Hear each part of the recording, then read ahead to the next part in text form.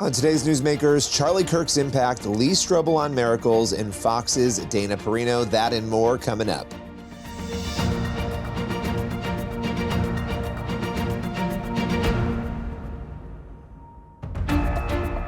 Welcome to Newsmakers, a show where we go behind the headlines each and every week to bring you interviews with pastors, entertainers, politicians, and other notable news figures.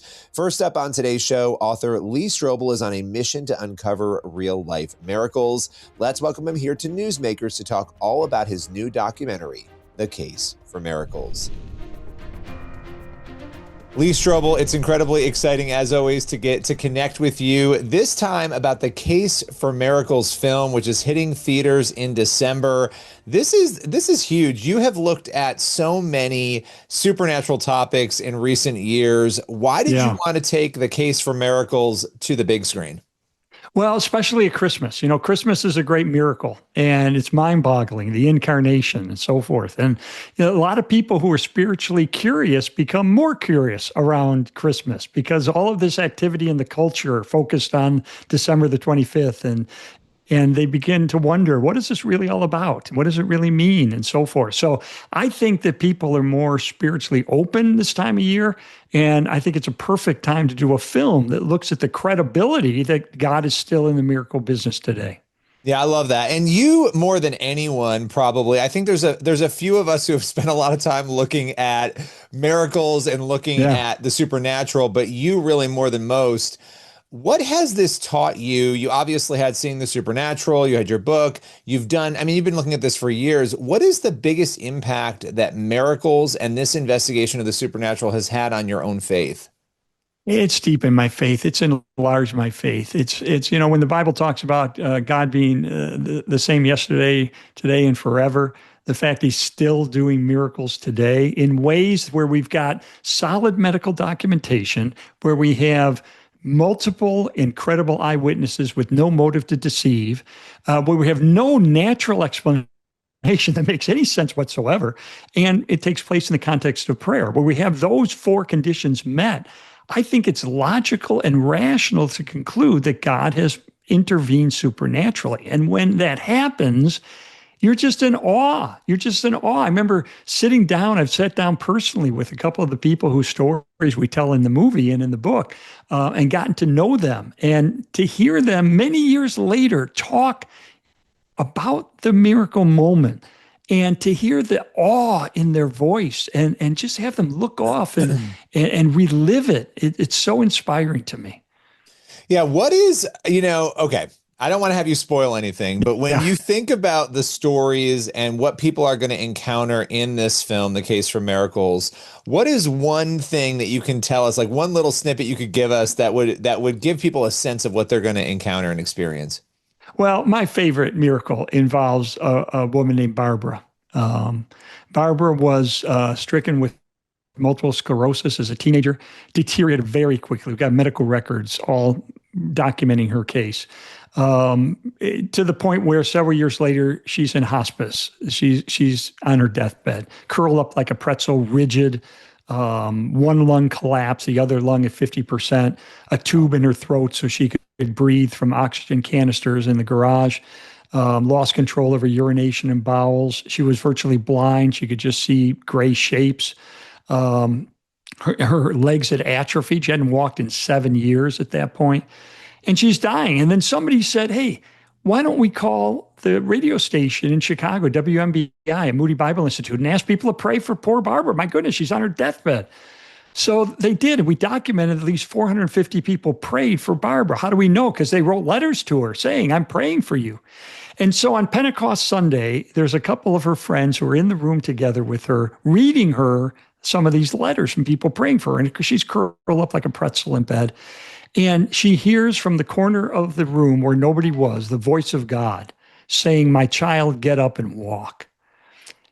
And she rips the tube from her throat. And she says, I don't know what you're going to think about this, but God just told me to get up and walk. Go find my parents. I want them to be here. So they run out to get her parents. But I actually interviewed Barbara. And Barbara said, she jumped out of bed. I said, what's the first thing you noticed? She said, Lee, the first thing I noticed, my feet were flat in the floor. My feet hadn't been flat for years. They were rigidly extended. And then my hands came uncurled. My fingertips were touching my wrists. And then she laughed. She said, the third thing I noticed, I could see. She said, you'd think that'd be the first thing I'd notice as my vision was back, but I could see. She was 100% instantaneously healed of all of the effects of multiple sclerosis. She went that night with her family to a church to celebrate this. It was Pentecost Sunday. There was a church service. They get there late. The pastor's up front, and he says, anybody got any announcements? And Barbara comes walking down the center aisle.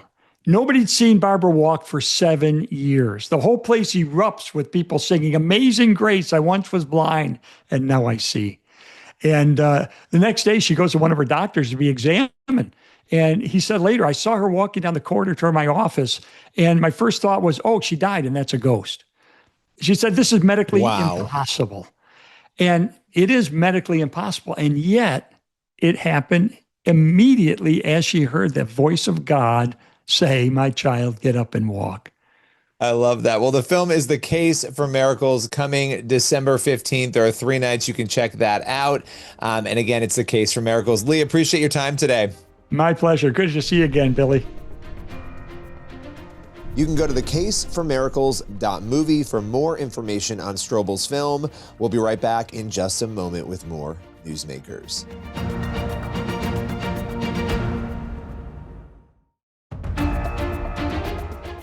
Welcome back to Newsmakers. Next up, David Kinnaman, CEO of the Barna Group, joins us to discuss the powerful impact of Charlie Kirk's legacy, specifically how Americans spiritually responded to his death. Let's welcome him here to the show. Barna has some really interesting data about the impact of Charlie Kirk's assassination. And obviously, this has sparked what you've called a wave of reflection and action. We've seen this among younger generations, but let's get into the numbers. What did you find when you actually dug in and started asking the real questions about this impact? Well, what's interesting is we were able to look at the impact across different generations, studying U.S. adults. We did a national sample about 2 months after the killing of Charlie Kirk. And we were looking at just overall awareness, sort of how much people had followed Charlie Kirk. And we found a couple of really key things. First of all, younger generations were much more likely to be familiar with Mr. Kirk.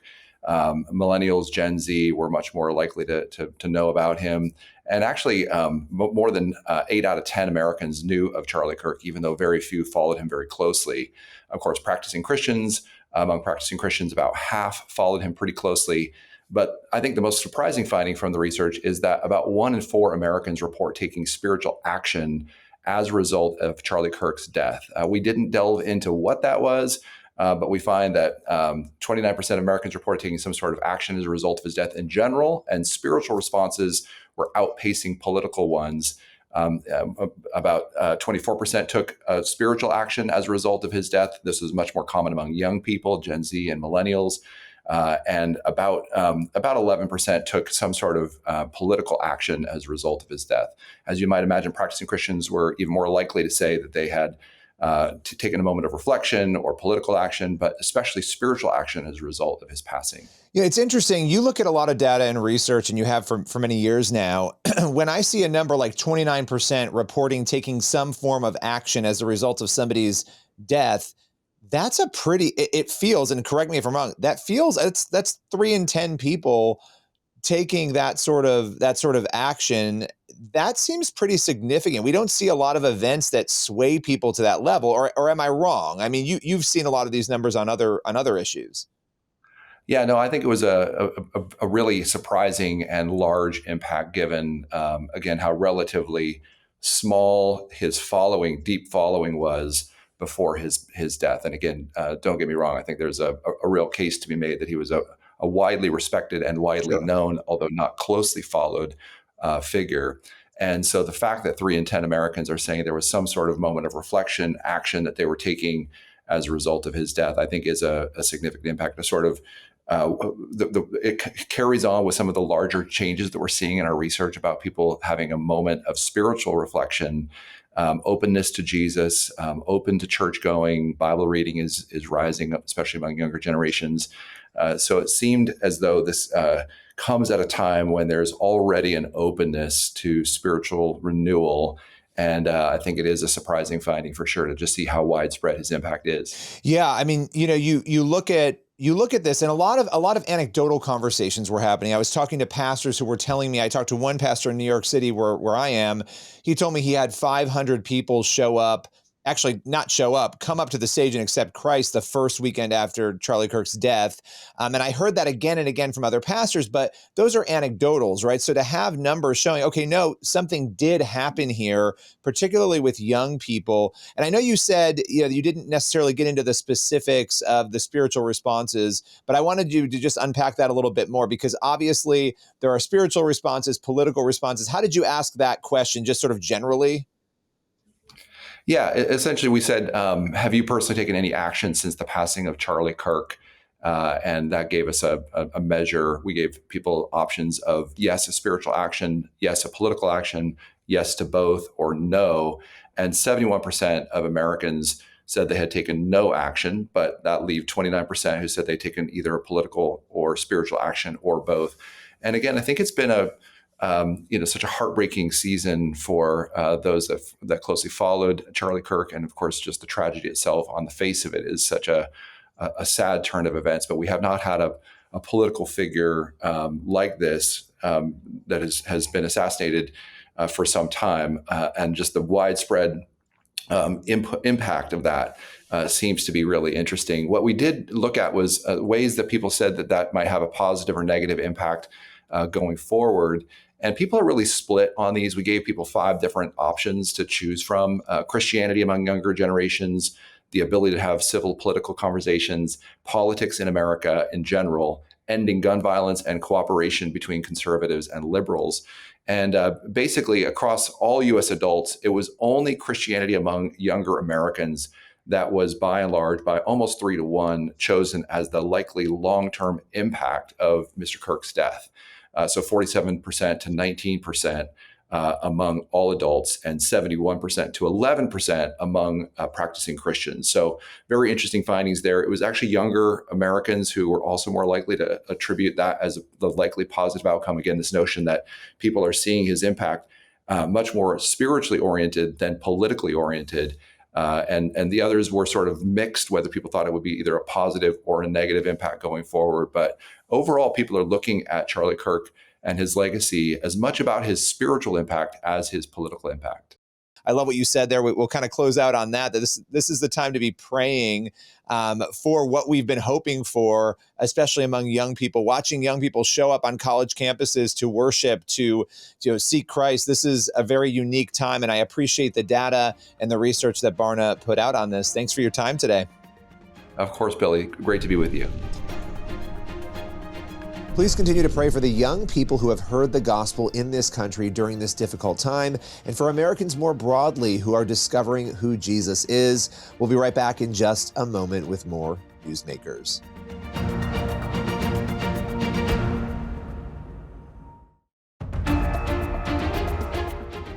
Welcome back to Newsmakers on the CBN News Channel. For our final segment, we are talking with Fox News' Dana Perino. She spent her Thanksgiving doing something truly powerful, serving those in need. We want to welcome her here to the show to talk all about her incredible journey with Mercy Ships.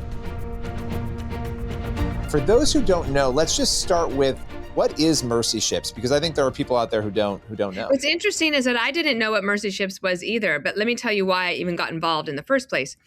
In 2010, I believe it was 2010, maybe 2011, I got a request to come down and interview the President and Mrs. Bush on stage for an event that Mercy Ships was doing. And it was a kickoff to the Capitol campaign that raised the money to build this new ship. So Mercy Ships is a surgical hospital ship. It started, I think, 50 years ago in the 70s. I mean, I'm showing my age, but anyway. And it was started by Don and Dion Stevens, a couple from Texas. And they had this goal of helping the people who feel hopeless and the forgotten poor, right? And this was a Jesus-based mission. And their idea was, could we bring surgeons to West Africa where there are none? And for a lot of the people that they would see on their mission trips, initially before Mercy Ships even got started, is that there's just a lack of education, and some people with these afflictions would be cast aside. Okay, they're burdens on their families and their village, and or they, for example, if a baby is born with some problem that surgery could fix, but they don't know that, they might tell the mother that she did something wrong. Okay, Oh, wow. So this perpetuates and perpetuates. They created this idea for the ship, and they retrofitted one of these ferry ships that was a transport ship out of the Netherlands or Denmark. This current ship is built as a hospital surgical ship for Mercy Ships. It is so comfortable and so nice. State of the art. Everybody is a volunteer on the ship. There are surgeons that come for a week or 2 weeks, or maybe they'll stay for longer periods of time. Dr. Mark Schreim is somebody who does a lot of the max facts. I'm going like this because you've seen those tumors, I'm sure. Yes. Yeah. He's a Harvard-trained doctor. He goes for 6 weeks every semester to go and do surgeries and then follow-up surgeries, for example. There's cataract surgeons, et cetera, et cetera. I went and I did this interview with President and Mrs. Bush, but I said to my husband, like, I got to go see this for myself. And so we went in 2013. They were based in Congo that year. In 2017, we went to Benin. What's significant about those years is that I tried to go the year after an election. Okay, partly to just recompose, remind myself. I call these trips priorities with a capital P. Okay, and so we would go. We missed the COVID year. We did go to Rwanda in 2023 to visit another friend's charity. So to return to see the Global Mercy with all of these amazing volunteers, many are American. The majority of the volunteers are American, but the Netherlands, they are very close behind. Australia, and then you have, I think, about 50 different countries represented on the ship, and they take care of so many patients, and they do it with such grace. My favorite thing to go and watch is that they're so kind to each other, but this is what I can assure everyone. They don't waste a dollar, ever. I've been several times. I've seen it with my own eyes. They're very good stewards of the donations that they get. I love that. I mean, there's another organization, and I won't name them because I don't know that I can, but we did an interview with them about an issue going on. And, you can relate to this when you're able to use the platform that you have to do something. I was told that this interview generated tens of thousands of dollars in donations in a day or two. And I thought, wow, it really is powerful that you've chosen to take that, and that Fox has chosen to, go all in and really help promote what Mercy Ships is doing, because this is important work that people are not hearing about and that people desperately need. I mean, I think about how terrifying it would be to have a sick child or to be sick yourself and to have nowhere to go. I mean, I can't emphasize how amazing it is. And so in saying that, I know there were a lot of stories that you captured and saw, and you've been sharing them. What is the thing, and this might be hard to answer, but when you walk away from this trip, the thing that stuck with you, the moment that stuck with you the most? Well, I think that the vision of Mercy Ships to help build this new ship from scratch as a state-of-the-art hospital. We talked to nurses and doctors, volunteers from America who are serving on the ship, who said they don't even have hospitals this good where they work in America. It is that state-of-the-art, really fantastic. And I would say that the cabins that they've built, the gym that they have, the walking track, the school that's on the ship is a wonderful, amazing academy. Imagine being able to send your kids to a school like that, where they get almost, I mean, it's not one-on-one tutoring, but its class sizes are very small, and it's a Christian-based education. That's really amazing. So I think that the vision that Don Stevens had to get this ship to a position where you gave the surgeons everything that they possibly needed and a chance to live in a comfortable environment that's collaborative and fun and moving. Like, to me, I walked away saying that is incredible. But I would also say this. Kate DePietro and Molly Harrigan, who I took with me, young people that I wanted to do the same thing that President Bush did for me, which is pass it on. So that's what my husband and I decided to do. And on the Thursday morning, we walked with somebody that I really think you should interview sometime. His name is Matt Murray. And one of the things that's interesting about where we are in America, where you have a lot of people about to retire, but they're not quite ready to not do anything. There's a second chapter in a lot of these people. And Matt Murray is now the director of the ship. He was the police chief in Yakima, Washington, most recently. He retired from there, and I believe his wife is a nurse. So they're both volunteering on the ship. She's not a teacher, right? Sorry, I'm asking Kate. I think she's a nurse. And he is the most incredible person. And he goes for a walk every morning in Freetown off the ship at 6 a.m. in the dark. And we said, okay, we'll go with you. So my little Mary band, we got up early on Thanksgiving Day and we walked with him, and to walk with him living his faith. And he wasn't afraid. I was a little afraid. Yeah, understandable. But I was with him, and there was a confidence in him. And then you realize, oh, he knows all these people. They're like, hey, boss, how are you? Oh, getting your exercise today? How's it going? Now, Mercy Ships has an incredible support system in Sierra Leone. The brand is very strong. My husband was wearing his Mercy Ships cap when we went through the airport, and we started to have not hassles at immigration, but you could imagine. Yeah. Oh, yeah. And they're like, oh, Mercy Ships? Oh, please come on through. Wow. I said to you before we started, I'm jealous and I want to go. So we're going to have to talk about that, because I would love to be there and see this firsthand. And I just appreciate you sharing it with us. I appreciate you. Thanks, Billy. For more information on Mercy Ships, you can go to mercyships.org. We'll be right back in just a moment with more Newsmakers.